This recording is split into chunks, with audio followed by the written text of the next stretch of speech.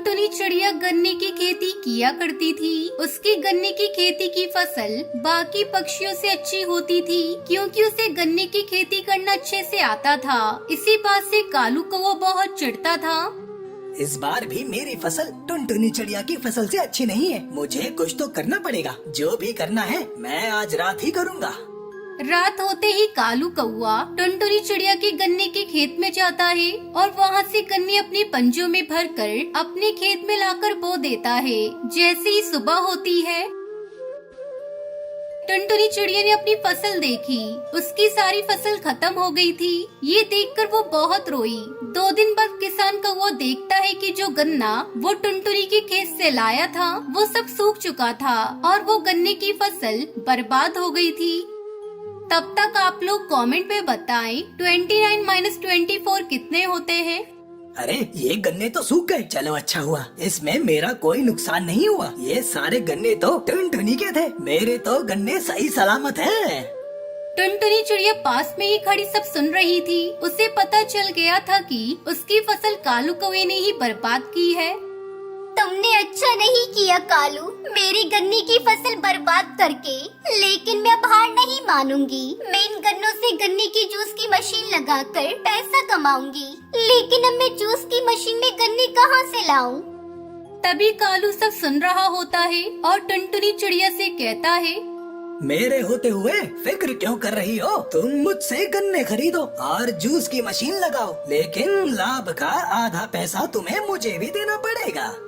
ये सुनकर टुनटुनी चिड़िया दुखी हो गई, लेकिन उसके पास कोई दूसरा रास्ता नहीं था। इसलिए वो आधे लाभ पर ही कालू कौवे से गन्ने खरीदने को तैयार हो गई। टुनटुनी चिड़िया कालू कौवे से गन्ने खरीदने लगी और गन्ने का जूस बनाकर बेचने लगी। उसका जूस बहुत स्वादिष्ट होता था, इसलिए जंगल के सभी पक्षी जूस खरीदने लगे और टुनटुनी चिड़िया की बहुत बिक्री होने लगी।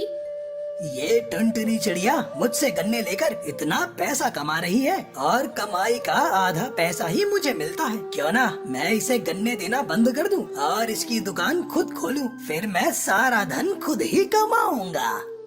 तभी टुनटुनी चिड़िया वहाँ आती है। ये लो कमाई का आधा पैसा और मुझे गन्ने दे दो। अब गन्ने पहले से ज्यादा देना इस बार। नहीं नहीं, मैं तुम्हें अब गन्ने देने वाला नहीं हूँ। तुम्हें गन्ने बेचकर तो मुझे आधा ही लाभ होता है। अब मैं खुद गन्ने का जूस बेचूंगा और सारा धन खुद कमाऊंगा। मेरे पास मेरी फसल भी नहीं बची और अब तुम गन्ने देने से भी मना कर रहे हो। टुनटुनी चिड़िया बहुत दुखी हुई और दुखी मन से अपने घर लौट आई। गन्ने का जूस तो बहुत बिक रहा है। मैं सारे गन्ने एक बार ही काटकर उन्हें एक बार ही बेच देता हूँ। ये कहकर कालू कौवा खेत के सारे गन्ने एक ही दिन में काट देता है और गन्ने की जूस की मशीन लगाता है। तभी एक चिड़िया उड़ते हुए जूस पीने के लिए आती है। यहाँ तो टुनटुनी चिड़िया जूस बेचती थी, वो कहाँ चली गई? मैं तो उसी से ही जूस पीने आती थी। टुनटुनी को भूल जाओ, अब से यहाँ मैं ही जूस बेचा करूँगा। तुम्हें लेना है तो बताओ, नहीं तो जाओ यहाँ से। यहाँ टुनटुनी का गुणगान मत करो। लाओ अंकल, एक गिलास जूस दीजिए, मैं भी तो देखूं कैसा लगता है आपका जूस। जैसे ही बुलबुल जूस पीती है वो कहती है, आठू, ये कैसा जूस है? ये तो कड़वा है। तुम टुनटुनी चिड़िया जैसा जूस नहीं बना सकते। मैं अब कभी यहाँ रस पीने नहीं आऊंगी। मैंने अपनी सारी फसल काट कर रख दी है, लेकिन कोई जूस नहीं खरीद रहा है। अगर किसी ने जूस नहीं खरीदा तो मेरे सारे गन्ने सूख जाएंगे। इस तरह किसी को भी कालू कौवे का गन्ने का जूस पसंद नहीं आया और कोई भी उसकी गन्ने की दुकान पर जूस पीने नहीं जा रहा था। कालू कौवा बहुत परेशान हो चुका था। वो टुनटुनी चिड़िया के पास मदद मांगने के लिए जाता है। टुनटुनी चिड़िया, मुझे माफ कर दो। मैंने तुम्हें गन्ने देने से मना कर दिया था। मैंने खुद से जूस बेचना चाहा, लेकिन उसे कोई नहीं ले रहा। अब तुम मेरे गन्नों का जूस बनाकर बेच सकती हो। मैं तुमसे आधा लाभ भी नहीं लूँगा। तुम परेशान मत हो, मैं तुम्हारे साथ चलती हूँ।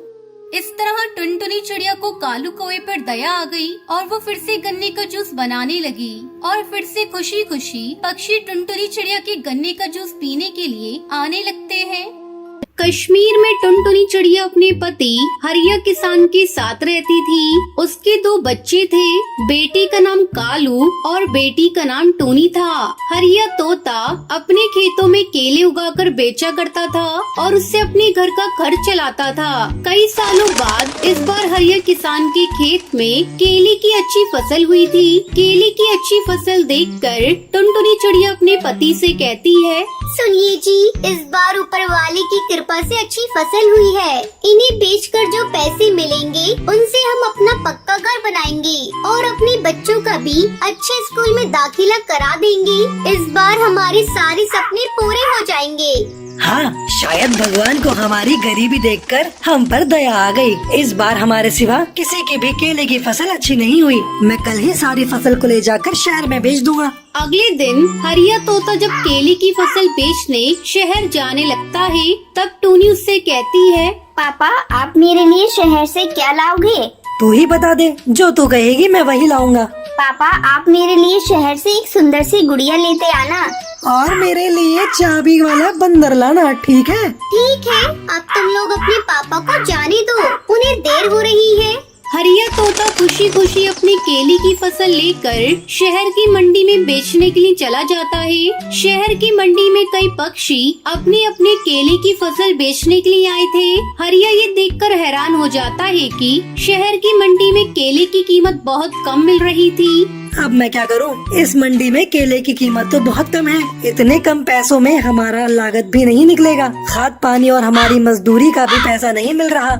हरिया बिना अपने केले बेचे हुए वापस सारे केले की फसल लेकर घर आ जाता है। ये मैं क्या देख रही हूँ जी? आप तो शहर केले बेचने गए थे, लेकिन आपने केले को बेचा क्यों नहीं? हरिया तोता दुखी मन से सारी बात टुनटुनी चिड़िया को बताता है।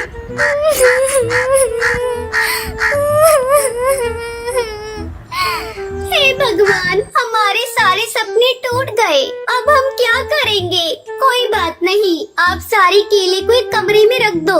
अब से हम लोग इन्हीं केले को खाकर अपना गुजारा करेंगे। इस तरह पूरा परिवार केले खाकर अपने दिन काटने लगी। एक दिन जब टुनटुनी चिड़िया अपनी बेटी को केले खाने को देती है, तो टूनी कहती है, क्या माँ तुम हर दिन हमें केले खाने को देती हो? मुझे आज इन केलों को नहीं खाना। मुझे तो तुम्हारे हाथ की बने हुए केले के चिप्स खाने हैं। हाँ माँ, मैं भी केला चिप्स ही खाऊंगा, वरना भूखा ही रहूंगा। अच्छा बाबा, आज मैं तुम लोगों के लिए केले के चिप्स ही बनाऊंगी। आप खुश?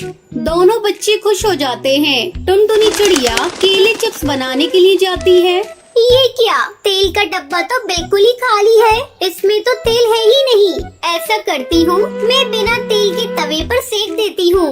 फिर टुनटुनी केले को बारीक काट कर चिप्स बनाती है।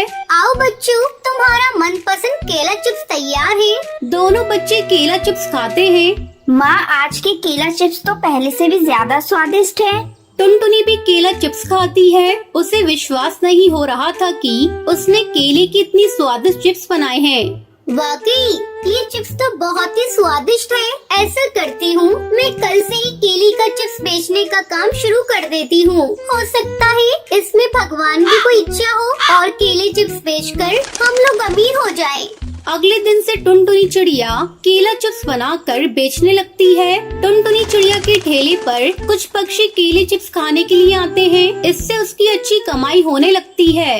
देख लिया जी, ये केले की फसल हमारे बहुत काम आई। अब तो हर सीजन में आप खेत में केवल केले ही उगाइएगा। हमें मंडी में ले जाकर केले की फसल बेचने की कोई चिंता नहीं। ये लो कुछ पैसे और दोनों बच्चों को ले जाकर किसी अच्छे स्कूल में दाखिला करा दो।